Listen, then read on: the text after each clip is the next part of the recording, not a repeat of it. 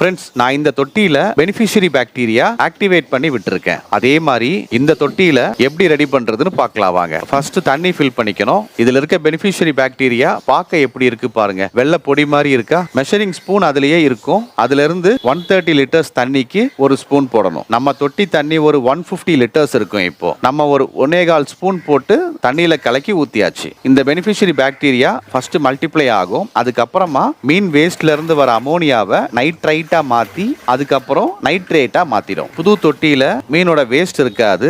அதனால அந்த தொட்டியில அமோனியாவும் இருக்காது. அதனால நம்ம கப்பி டேங்க்ல இருந்து ஒரு மக் தண்ணி மட்டும் எடுத்து இதுல ஊத்தியாச்சு. வாட்டர் சர்க்குலேஷனுக்கு ஒரு ஏர் ஸ்டோனும் போட்டாச்சு. மீன் மட்டும் விடக்கூடாது ஃப்ரெண்ட்ஸ். இப்போ கிளீனா இருக்கிற இந்த தண்ணி நாளைக்கு பாத்தீங்கன்னா ஒரு 100 ml பால் ஊத்துனா எப்படி வெள்ளையா மாறுமோ அதே மாதிரி மாறும். அதுக்கப்புறம் 1 or 2 வீக்ஸ்ல தண்ணி கிளியரா செட்டில் ஆகும் ஃப்ரெண்ட்ஸ். நெக்ஸ்ட் வீக் இதுல தண்ணி எப்படி செட்டில் ஆகுதுன்னு வெயிட் பண்ணி பார்க்கலாம். தேங்க்ஸ் ஃபார் வாட்சிங்.